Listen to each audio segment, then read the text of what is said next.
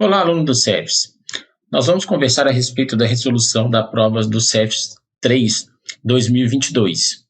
Peguem o seu material, na medida que nós formos conversando sobre os exercícios, você pode consultar o seu material para assimilar melhor a matéria. Eu vou passar de uma forma mais rápida os exercícios, mas você pode dar o pause aí quando estiver estudando. A primeira questão traz para a gente que o terceiro sargento Romanel, encarregado de um processo de comunicação disciplinar, um PCD, elaborou todo o processo disciplinar sem notificar o acusado sobre os atos que seriam praticados, não permitiu aí que o acusado rolasse testemunhos em sua defesa no processo e não permitiu ao acusado ter acesso à cópia dos autos do processo. Diante desta situação estranha e que não condiz com o papel que se espera de um encarregado de um PCD, qual dos princípios abaixo foi violado pelo terceiro sargento Romanel? Então, o examinador quer saber qual princípio não foi observado dentro aqueles princípios que estão no artigo 2º do mapa. Vamos, então, ver quais são as opções. O princípio violado foi o da legalidade objetiva. Letra A. Letra B, princípio da moralidade. Letra C, princípio da garantia de defesa. Letra D, princípio da eficiência. Quando nós observamos, então, o artigo 2º do mapa, nós verificamos que o princípio violado foi o princípio da garantia de defesa.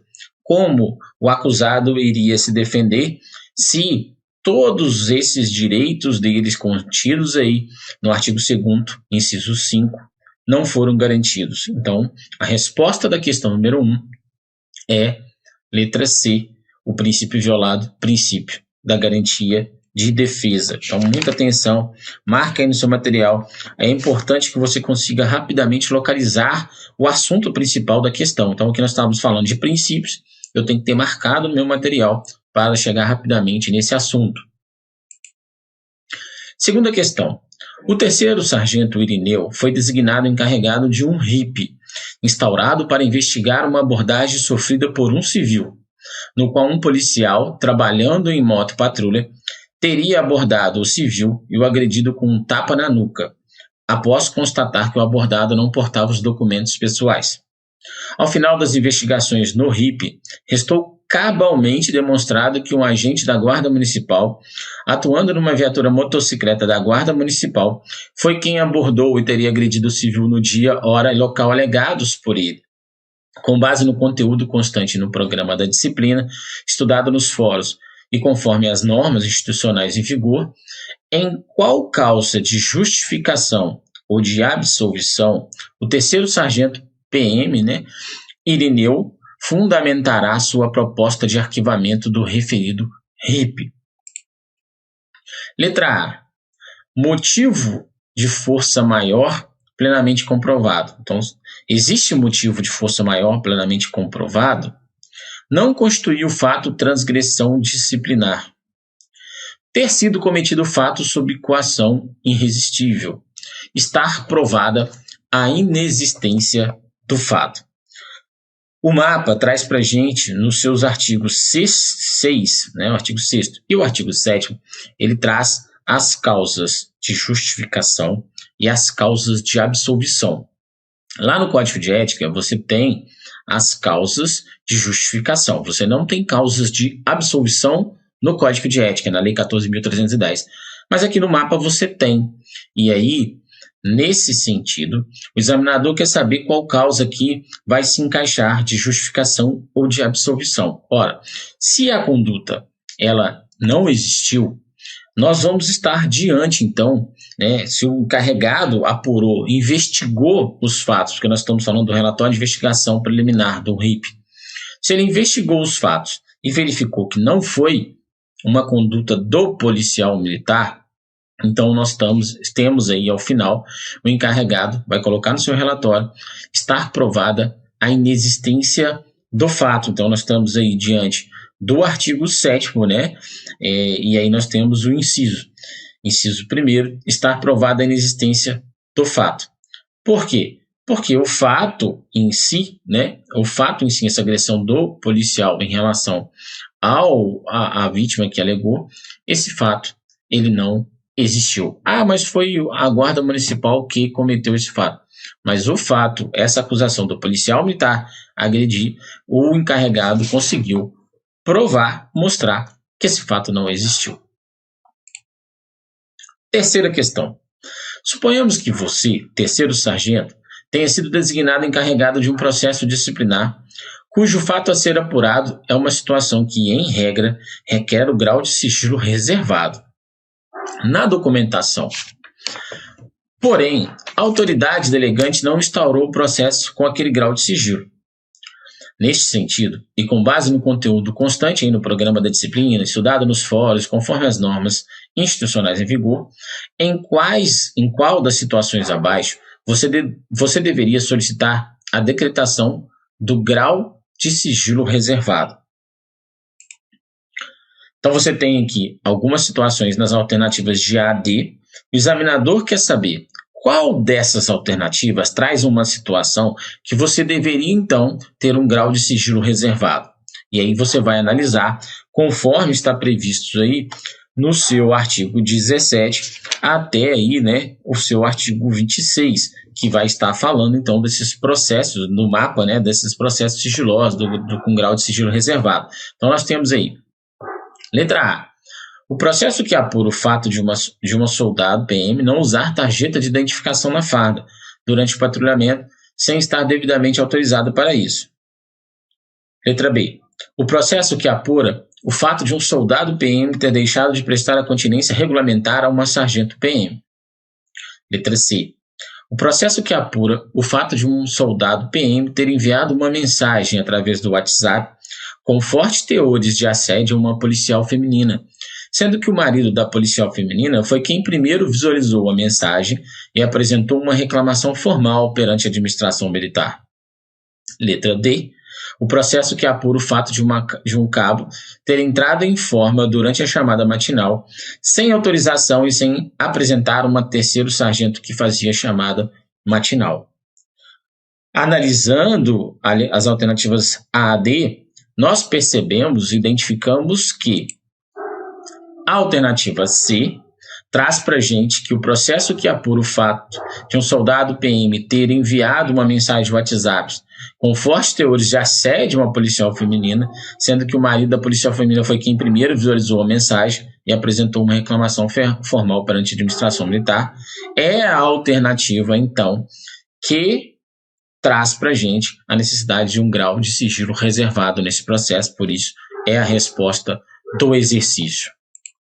Quarta questão. O encarregado de um processo de comunicação disciplinar deve estar bastante atento aos prazos processuais, sob pena de, se inobservado algum prazo, ele cessear a defesa do acusado, ou até mesmo ser responsabilizado por ter descumprido algum prazo processual.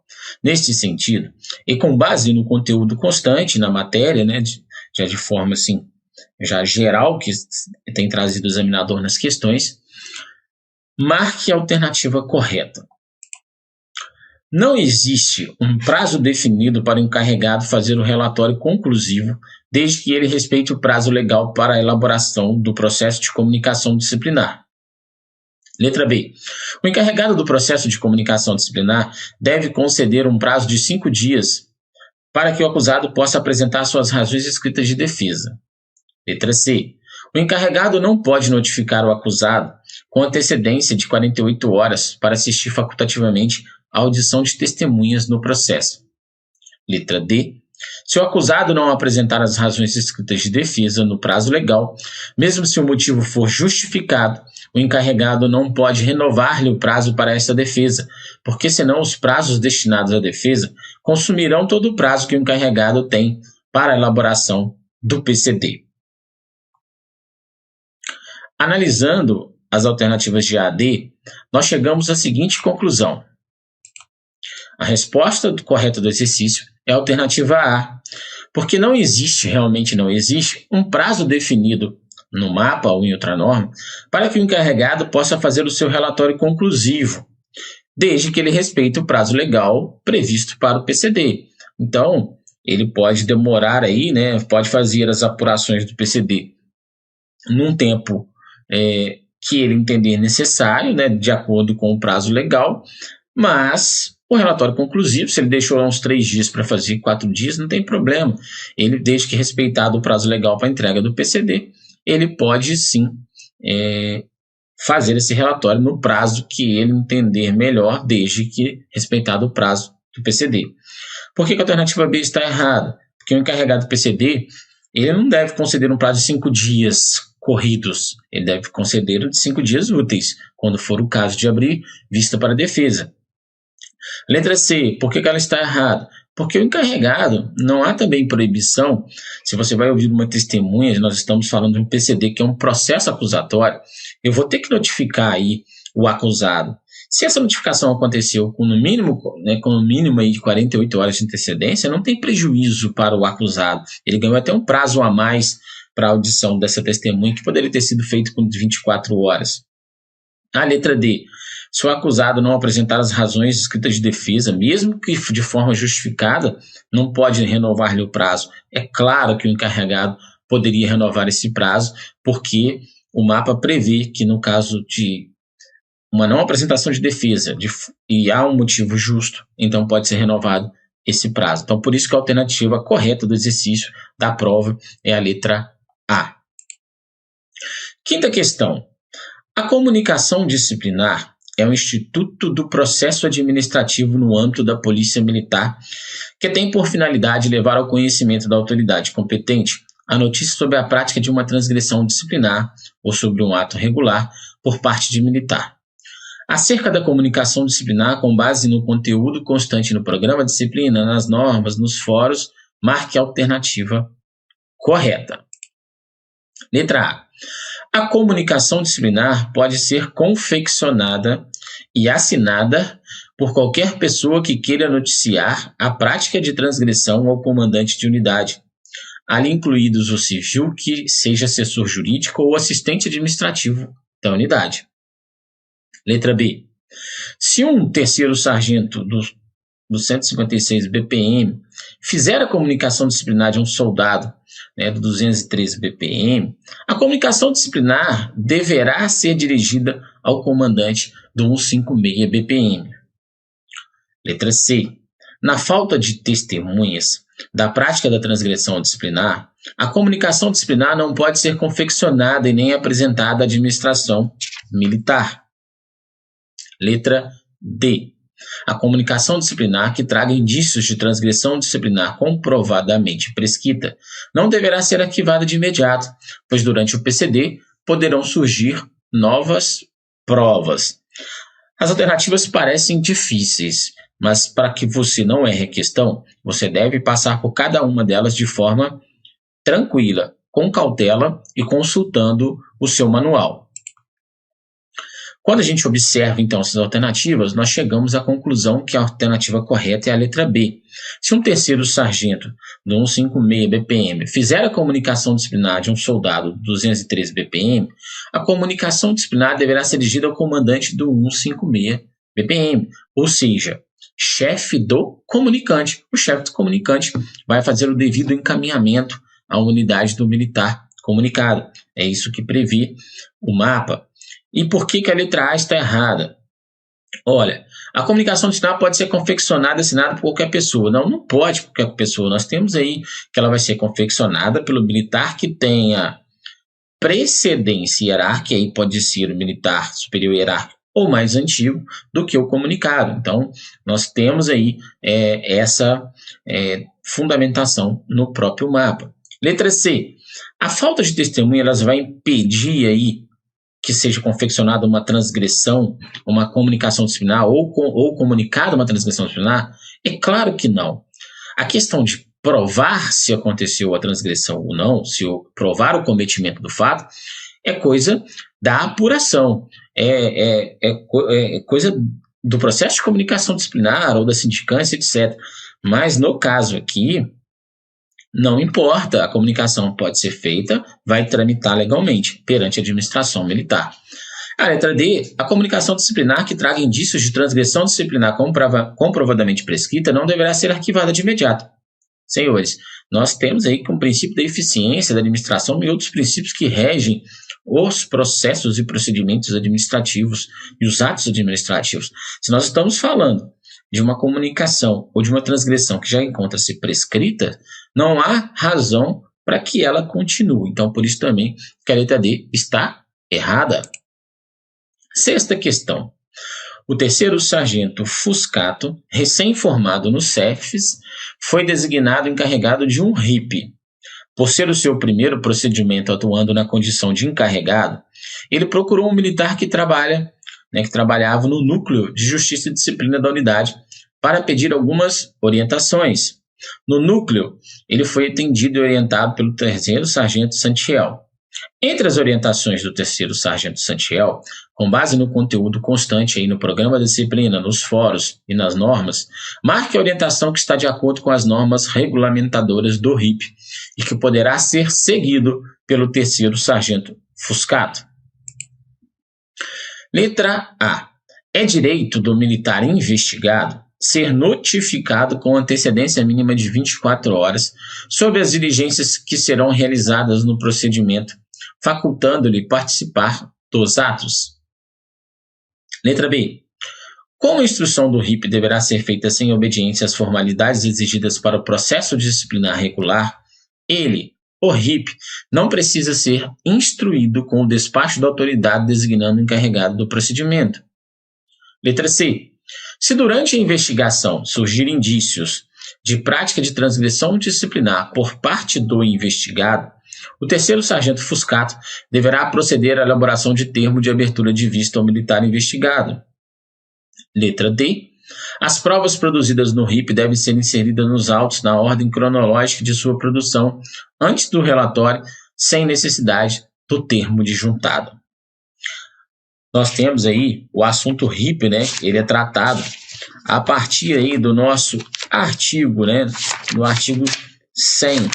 E aí a gente tem aí, a partir, principalmente, só retificando, a partir do artigo 105. Então, a partir do artigo 105, nós temos as normas previstas no mapa sobre o RIP. O que é importante eu lembrar?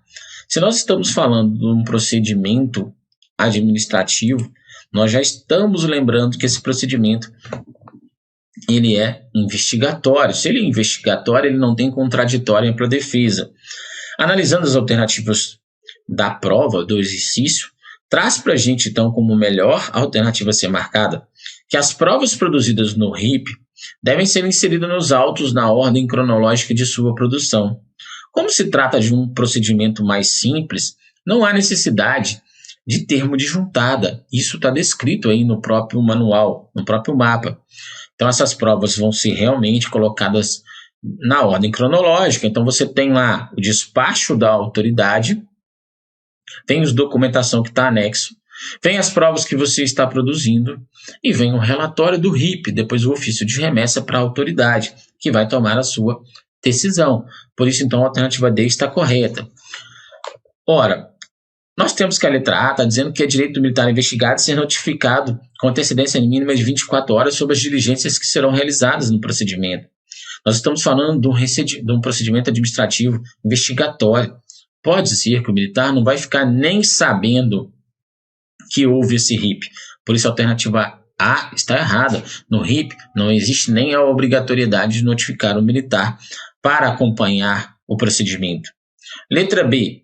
Como a instrução do RIP deverá ser feita sem obediência às formalidades exigidas para o processo, ele não precisa de despacho da autoridade. É claro que precisa do despacho da autoridade, sendo que nós vimos e está descrito no mapa que esse despacho ele pode ser no mínimo aí, do comandante de pelotão ou equivalente, Então, assim, a gente tem aí essa determinação também no próprio manual. Então está errado, esse despacho ele deve acontecer, em regra ele é feito pelo comandante da unidade. Letra C. Se durante a investigação surgirem indícios aí da prática de transgressão, traz a alternativa que será feito um termo de abertura de vista. Senhores, nós estamos falando de um procedimento administrativo investigatório. Se é procedimento, não é processo. Se não é processo, não tem contraditório para a defesa. Se não é processo, não tem termo de abertura de vista. Por isso, a alternativa C está errada. Sétima questão. Conforme disposição expressa no mapa, É dever de todos os integrantes da instituição militar estadual zelar pela manutenção da disciplina, cumprindo e fazendo cumprir as normas e os princípios da ética militar. Sobre o dever de comunicar e de investigar, previsto no capítulo 3 do MAPA, a norma traz várias orientações.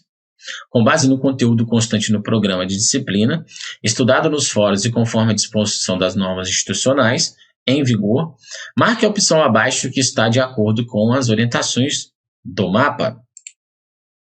Letra A. A comunicação ela deve ser clara, concisa e precisa, contendo um breve comentário pessoal e os dados capazes de identificar as pessoas ou coisas envolvidas, o local, a data e a hora da ocorrência, além de caracterizar as circunstâncias do fato. Letra B.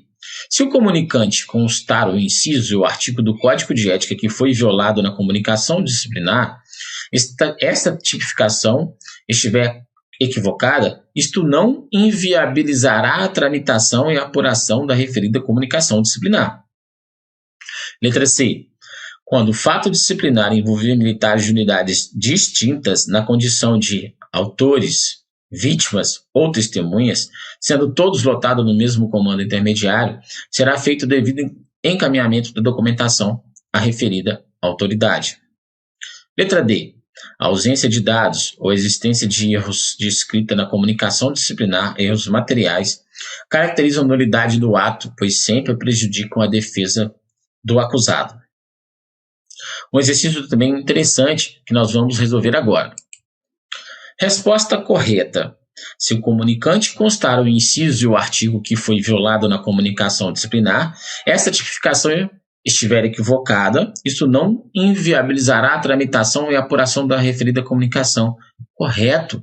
Porque, senhores, não há obrigatoriedade de constar na comunicação disciplinar o inciso ou o artigo da norma violado, mas se constar, também não está errado. E se esse inciso ou artigo não for o mais correto de acordo com o fato que foi cometido, não importa, o fato vai estar lá. É claro que a administração vai corrigir, então, esse artigo, ou o próprio encarregado vai corrigir esse artigo e esse inciso durante as apurações, durante o termo de abertura de vista, a administração também vai fazer essa correção. Então, isso não vai inviabilizar a tramitação e a apuração referente à comunicação disciplinar. Por isso que a letra B é a alternativa correta. A letra A estava quase toda correta. A comunicação deve ser clara, concisa e precisa, contendo um breve comentário. Não tem que conter comentário ou opinião pessoal. Então, está errado por causa disso. Na letra C, quando o fato aí envolver militares de unidades distintas, nós temos que tomar um cuidado. Quem são essas pessoas envolvidas nesses fatos? Então, quando a gente fala dos autores, ok, tudo bem, mas e quando você fala de vítimas ou testemunhas, não há necessidade, então, de enviar aí para o comando intermediário para que essa apuração seja feita por lá, porque vítimas ou testemunhas podem ser chamadas pelo encarregado para ser ouvidas no processo da unidade que o militar acusado pertence. Então, nesse caso, a letra C está errada por causa disso, porque ela trouxe aí que existe autores, vítimas e testemunhas, e aí, por isso tem que enviar para o comando intermediário. Não, está errado. Letra D. A ausência de dados ou a existência de erros de escrita na comunicação, erros materiais, caracterizam nulidade do ato, pois sempre prejudicam a defesa do acusado. Antigamente, antes aí até mesmo do MAPA, existia uma interpretação que isso poderia acarretar realmente uma nulidade. Hoje, esse erro de escrita, erros materiais, meramente materiais, que não comprometem a tramitação, podem ser corrigidos durante o prazo da prescrição da pretensão punitiva. Ou seja, enquanto ainda se puder aplicar uma punição, enquanto ainda o fato não estiver prescrito, essa correção poderá ser feita pela administração, pelo encarregado, etc. Vamos para a próxima questão. Questão número 8. A queixa disciplinar e o relatório reservado são institutos dos processos administrativos no âmbito da Polícia Militar, que guardam em si algumas semelhanças e, por vezes, até confundem alguns militares. Com base no conteúdo constante no programa da disciplina, nos fóruns e conforme as normas institucionais, marque a opção abaixo que apresenta uma informação que está prevista no MAPA e que não se aplica à queixa disciplinar ou ao relatório reservado. Letra A. A apresentação da queixa disciplinar e do relatório reservado deverá ocorrer no prazo máximo de 5 dias úteis, contados da observação ou do conhecimento do fato. Letra B. A queixa disciplinar e o relatório reservado são apresentados por militar de menor precedência hierárquica em face de militar de maior precedência hierárquica. Letra C.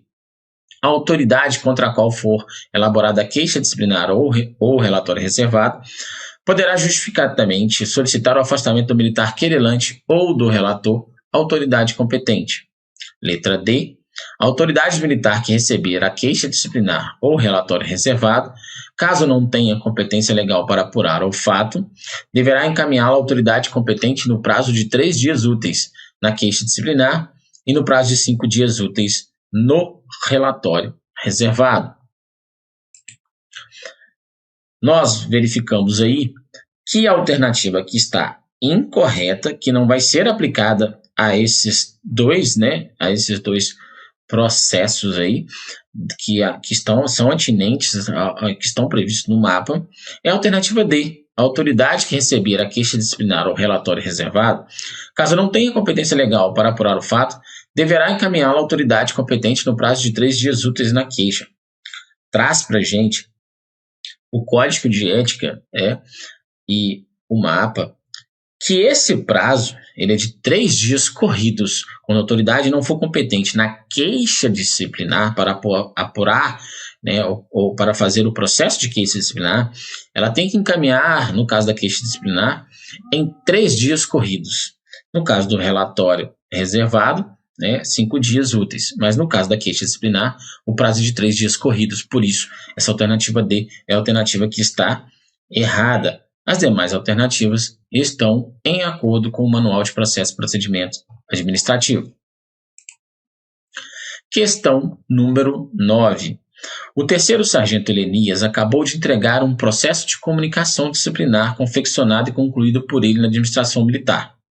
Na mesma ocasião, o sargento já assinou o recibo de um despacho de RIP para o qual foi designado. Com base no conteúdo do programa da disciplina, nos fóruns e nas normas institucionais, qual diligência ou providência que foi adotada pelo terceiro sargento Helenias no PCD e que também deverá ser adotada por ele no RIP. Então, cuidado sempre com o que o examinador quer de resposta na questão. Vamos analisar as alternativas. Letra A. Ouvir as testemunhas arroladas pelo investigado depois de ouvir as testemunhas do procedimento, arroladas pelo encarregado. Letra B. Propor o arquivamento dos autos se for comprovada a presença de alguma causa de justificação ou absolvição. Letra C. Permitir ao acusado apresentar perguntas para serem feitas à testemunha, se ele estiver presente no ato de oitiva. Letra D. Deverá nomear um defensor ad hoc para acompanhar a oitiva da vítima, caso o militar investigado não compareça para o ato. Resposta da questão, alternativa B. Nós estamos falando do encarregado que entregou um PCD e pegou um RIP, e o examinador quer saber, então, qual providência aí deve ser adotada por ele, que está de acordo. Então, vamos ver lá, qual diligência e providência que foi adotada pelo terceiro sargento Helenias do PCD e que também deverá ser adotada por ele no RIP. Olha, qual providência? Propor o arquivamento dos autos se for comprovada a presença de alguma causa de justificação ou de absolvição. Ou seja, tanto no PCD como no RIP, se existe uma causa de justificação ou de absolvição, o artigo 6º do mapa ou o artigo 7º do mapa, ele deve propor. Então, está correto. Por que a letra A está incorreta? Ouvir as testemunhas arroladas pelo investigado depois de ouvir as testemunhas do procedimento. Ora, quando você está falando, então, que o sargento pegou um RIP, e se o RIP não existe nem obrigatoriedade de audição formal de testemunha, salvo excepcionalmente, então eu não tenho que ouvir as testemunhas arroladas pelo investigado, porque o RIP até mesmo prevê a possibilidade dele nem mesmo ser chamado para ser ouvido no procedimento, no relatório de investigação preliminar. Letra C. Permitir ao acusado apresentar perguntas para serem feitas a testemunhas. Olha, se nós estamos falando do RIP, não tem a figura do acusado, nós temos um investigado. Isso vale, inclusive, para a alternativa A. No RIP eu tenho investigado, mas eu não tenho investigado no PCD. Letra D. Deverá nomear um defensor ad hoc para acompanhar a audição auditiva da vítima, caso o militar investigado não compareça para o ato. Caso eu tenha que ouvir, no caso, por exemplo, do PCD, que eu tenho que ouvir uma testemunha ou ouvir a vítima, se o militar acusado no PCD foi devidamente notificado e ele não compareceu, eu não tenho que nomear um defensor ad hoc. Nós estamos falando aqui de uma faculdade. A obrigação do encarregado, num PCD, por exemplo, que vai ouvir uma testemunha, é notificar o acusado para que ele possa facultativamente comparecer a essa audição e fazer perguntas. Mas se ele é devidamente notificado, ele não comparece, não existe obrigatoriedade de nomear um defensor ad hoc para ouvir a vítima. Então, essa situação está incorreta, a alternativa é incorreta, por isso nós temos aí a letra B como resposta da questão. Questão número 10. Transgressão disciplinar residual. Resíduo é toda conduta antiética aflorada no decorrer da apuração de uma infração penal, através do auto de prisão em flagrante, inquérito policial militar, inquérito policial, processos judiciais ou outros documentos correlatos, similares, encaminhados à administração militar. Ou seja, nós estamos falando de um resíduo que sobrou de um outro processo ou de um outro procedimento. Com base no conteúdo constante no programa da disciplina, nos fóruns, nas normas institucionais, analise as assertativas abaixo. Esse tipo de exercício ele é tranquilo, desde que você preste muita atenção e vai colocando aí de caneta ao lado de cada inciso, se você considera certa ou errada a afirmação. Então, nós temos a primeira afirmação do inciso 1º. As transgressões disciplinares residuais serão indicadas pelo encarregado da investigação ou pela administração, devendo, em ambos os casos, ser especificadas no relatório ou no ato de homologação ou avocação da solução pela autoridade delegante. Inciso 2. A eventual alegação de cerceamento de defesa não obsta a instauração dos processos disciplinares, haja vista que a ampla defesa e o contraditório serão assegurados em sua plenitude no curso desses processos instaurados para apurar as transgressões disciplinares residuais. Inciso 3. As pessoas que forem ouvidas no procedimento criminal, no IPM, e que não forem novamente ouvidas no processo decorrente processo disciplinar decorrente da transgressão disciplinar residual, poderão servir para motivar o relatório do encarregado do processo disciplinar. Inciso 4. Para a transgressão disciplinar residual aflorada ao final de um IPM, envolvendo apenas um militar, nos casos de menor complexidade, a autoridade competente poderá determinar a sua apuração nos moldes de um PCD, ou do PCD. Inciso 5. Se a transgressão disciplinar residual aflorar ao final de um APF, esta transgressão disciplinar residual poderá ser apurada por meio de um RIP, e ao final do RIP, a autoridade competente poderá aplicar sanção disciplinar. Vamos, então, analisar essas alternativas para que a gente possa marcar ao final a alternativa correta da questão. Muito cuidado, então. Então, nós temos aí, como resposta correta da questão, a alternativa B. A alternativa B traz para a gente o seguinte, olha, são corretas as assertativas 1, 2 e 4.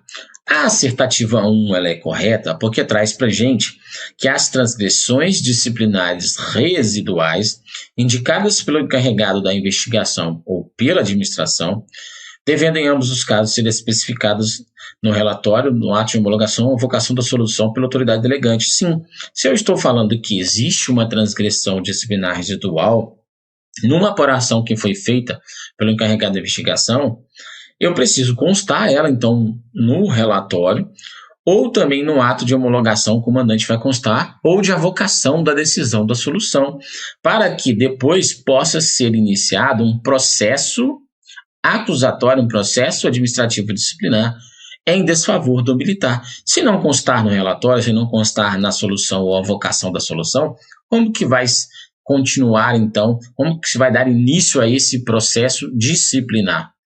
Por isso, o inciso 1º está correto. Inciso 2. A eventual alegação de cerceamento de defesa não obsta a instauração dos processos disciplinares. Então, vamos supor que a defesa alegou que o direito do acusado foi cerceado, etc. e tal, durante lá, por exemplo, né, um processo que ocorreu. Não tem problema. Essa alegação de cerceamento de defesa não vai atrapalhar a garantia de defesa prevista, porque vai ser aberto um processo administrativo. Então, por isso que temos aí, olha, não obsta a instauração dos processos disciplinares, haja vista que a ampla defesa e a contraditória serão asseguradas em sua plenitude no curso desses processos instaurados para apurar as transgressões disciplinares residuais. Então, se for instaurado um PCD para apurar uma transgressão disciplinar residual mais simples, o acusado vai ter direito de se defender. Se foi instaurada uma sindicância, ele tem direito de se defender. Se foi instaurado um processo administrativo disciplinar, ele terá direito de se defender de forma ampla. Por isso que o inciso 2 também está correto. E aí, nós temos o outro inciso correto, que é o inciso 4. Para transgressões disciplinares afloradas no final de um IPM, que envolve apenas um militar, se ela for mais simples, pode ser feito essa transgressão disciplinar residual, ela pode ser apurada num PCD. Então, como é que funciona isso? Olha, houve uma transgressão disciplinar residual, né? Vamos supor que lá decorrente da tramitação do IPM, verificou que o militar também chegou atrasado. Então, aí tem uma transgressão residual, tá? Essa residual é mais simples. Se ela é mais simples, eu posso usar o procedimento, né, o processo PCD, né, o processo de comunicação disciplinar, vai vir nessa documentação que mostra essa transgressão disciplinar residual, anexa ao PCD, vai ser designado o encarregado abre vista normalmente, o militar vai se defender, e no final, né, o parecer do encarregado, o relatório do encarregado, a autoridade vai adotar as providências ou não, vai verificar se houver razão escrita de defesa final, passa pelo CDU, etc. Então, o inciso 4 também está correto, né? O inciso 3, as pessoas que forem ouvidas no procedimento criminal, que não forem novamente ouvidas no processo disciplinar, poderão servir para motivar o relatório do encarregado do processo disciplinar. Neste caso, não pode, porque o mapa traz o seguinte, olha, eu posso sim usar a prova emprestada, mas essa prova emprestada, que é justamente, por exemplo, juntar lá essa documentação da audição que já foi feita no processo criminal ou no procedimento criminal, mas eu preciso notificar novamente, eu preciso chamar novamente essas testemunhas para dentro do processo disciplinar, para que eu possa, então, garantir o contraditório pela defesa para o acusado. Por isso que o inciso 3 está incorreto. Porque aqui eu estou aproveitando uma prova do procedimento criminal, mas eu não estou repetindo essa prova durante o processo, então eu não estou garantindo o contraditório pela defesa durante o processo disciplinar. Por isso, inciso 3 é errado. Inciso 5. Se a transgressão disciplinar residual aflorar ao final de um APF, essa TDR, né, a transgressão disciplinar residual, poderá ser apurada por meio de um RIP. Tá, e aí no RIP eu vou aplicar sanção. Olha, não existe aplicação de sanção diretamente do RIP, porque o RIP é um relatório de investigação preliminar. Se ele é procedimento, se ele não tem contraditório, não tão para defesa, eu não posso abrir vista, eu não posso garantir a defesa nele. Como eu não posso garantir a defesa nele, não pode ter nenhuma sanção disciplinar diretamente decorrente dele. Vai haver necessidade de um outro processo administrativo. Por isso, a alternativa correta da questão é a letra B, que marca aí o inciso 1, 2 e 4 como corretos. 11ª questão. A respeito dos processos e procedimentos administrativos com base no conteúdo constante no programa da disciplina estudado nos fóruns e conforme as disposições das normas institucionais em vigor, analise as proposições abaixo e marque nos parênteses correspondentes V para as assertativas verdadeiras e F para as falsas. Em seguida, marque a alternativa que contém a sequência correta.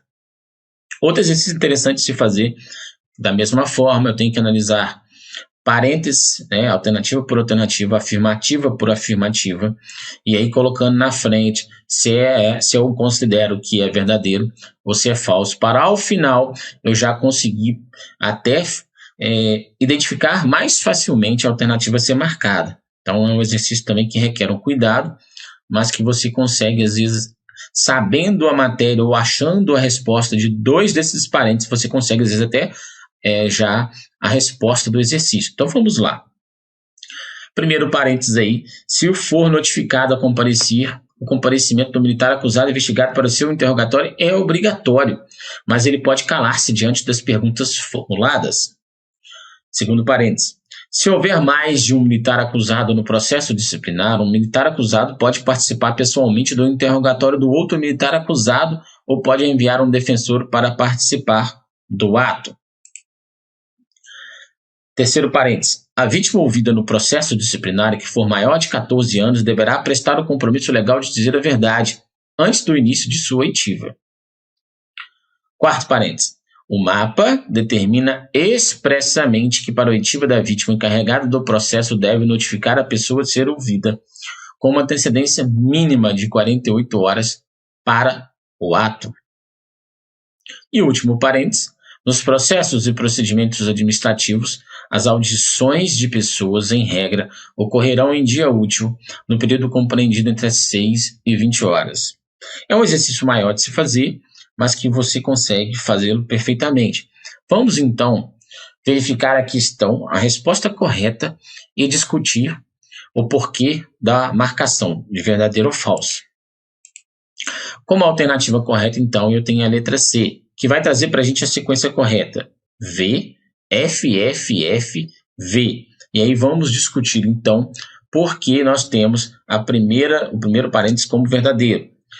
Se for notificado a comparecer, o comparecimento do militar acusado e investigado para o seu interrogatório é obrigatório. Sim, o mapa traz que o interrogatório, o comparecimento para o interrogatório, ele é obrigatório. Mas ele pode calar-se diante das perguntas formuladas. Sim, ele pode calar-se. Então, eu não sou obrigado a produzir a prova contra a minha pessoa, mas se eu for notificado em data, hora, local, eu tenho que comparecer. Então, a primeira alternativa, ela é verdadeira. Vamos para o último parênteses para nós verificarmos também a outra alternativa verdadeira. Nos processos e procedimentos administrativos, as audições de pessoas, em regra, vão acontecer em dia útil. Sim, está lá no mapa, em regra, no período compreendido entre 6 e 20 horas, conforme o nosso manual. Está correto. Por que o segundo parênteses está errado? Se houver mais de um militar acusado no processo disciplinar, um militar acusado pode participar pessoalmente do interrogatório do outro. Senhores, nós estamos falando de interrogatório. Aqui no interrogatório, um interrogado, um acusado, não pode participar do interrogatório do outro. O defensor, sim, pode participar. Aqui, se o acusado demonstrar, depois de notificado para o interrogatório, para tomar conhecimento que o outro militar acusado vai ser interrogado, se o militar ele quiser mandar um defensor para fazer perguntas, ele pode. Se também ele comparecer pessoalmente e esse comparecimento vai demonstrar, então, que ele queria participar do interrogatório do outro, Ele compareceu na mesma data, hora, local do interrogatório do outro. Ele, pessoalmente, não vai poder participar, mas aí o encarregado deverá nomear um defensor ad hoc para fazer as perguntas para ele, para aquele que não pode participar. Então, quando a gente fala de militares acusados, interrogados, um não pode participar do interrogatório do outro. É diferente da questão que nós fizemos, em que nós tínhamos uma vítima sendo ouvida, ou até mesmo uma testemunha sendo ouvida, e aí não há problema de um ou mais militares acusados participarem para fazerem as suas perguntas. Então, aqui, por isso que essa alternativa aqui, esse segundo parênteses está errado. Temos aí também um outro parênteses com uma pegadinha. A testemunha, no caso o maior de 14 anos, ele vai ser ouvido desacompanhado, não precisa nem de acompanhante. Se tiver acompanhante, não tem problema, né? Se tiver os pais acompanhando o representante legal, não tem problema. Só que por ele ser menor de idade, ele não vai prestar o compromisso legal de dizer a verdade, por isso que a alternativa aí está incorreta, por isso que ela é falsa.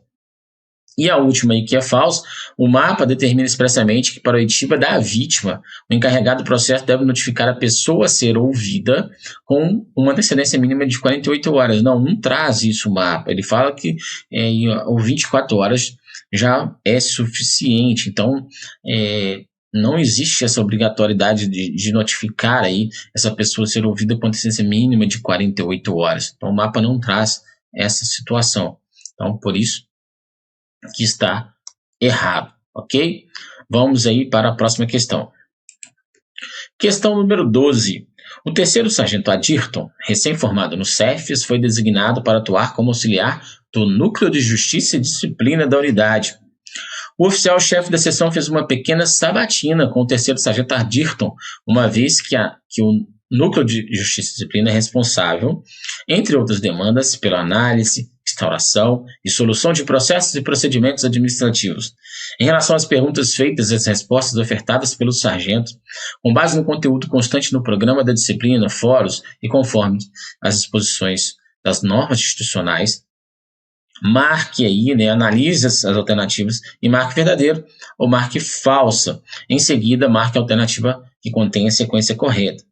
Exercício muito que tem um enunciado muito grande. Leia com cuidado, vá riscando o que é importante, risque principalmente o que o examinador quer na questão, o que o professor quer na questão, para depois ler as alternativas. Pergunta. A sabatina, que foi feita. Pergunta. O militar acusado em PCD tem direito a rolar quantas testemunhas de defesa? Resposta do militar aí concorrendo à vaga lá no Núcleo de Justiça e Disciplina. Até o limite de 3 testemunhas. Pergunta.